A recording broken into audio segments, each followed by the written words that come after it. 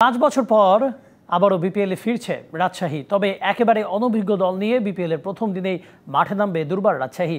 তাদের iconic cricketer Taskin, তবে জিশান আলম, আকবর আলী, হাসান মুরাদ, মোহর শেখ, মেহরাব সাব্বির হোসেনদের একঝাঁক তারুণ্যে ভরসা পদ্মাপাড়ের প্রতিনিধিদের। বিপিএল উপলক্ষে দল পরিচিতির শেষ পর্বে থাকছে দুর্বার রাজশাহীর আদ্যপান্ত।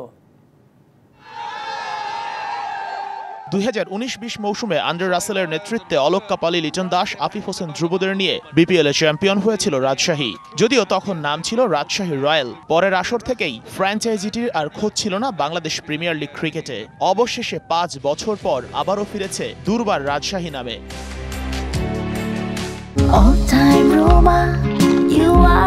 All time Roma. Taste it, love it. বলতে গেলে একেবারে শেষ মুহূর্তের সিদ্ধান্তে বিপিএল এ ফিরেছে রাজশাহী। ড্রাফটে তারা সরাসরি নিয়েছিল এনামুল হক বিজয়কে। আইকনিক প্লেয়ার হিসেবে রাজশাহী জেরায় ভেড়ায় টাইগার পেসার তাসকিন আহমেদকে। ওর সাথে পেস ডিপার্টমেন্ট সামাল দিতে আছেন বেশ ক বছর আগে লাল সবুজের জার্সিতে খেলা শফিউল ইসলাম আর ওমানের বিলাল খান।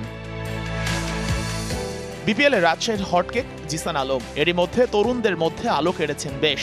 11তম আসরে উদ্বোধনী ম্যাচেই জিসানরা মোকাবেলা করবে চ্যাম্পিয়ন ফরচুন বরিশালকে। আমাদের প্রথম ম্যাচ দিয়ে বিপিএল এর জমজমাট আসরের সূচনা।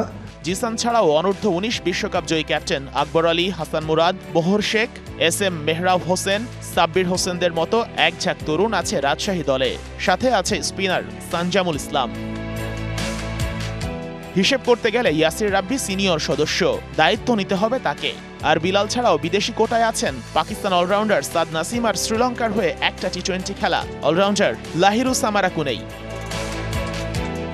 Sheikh Ashiq, DBC news desk.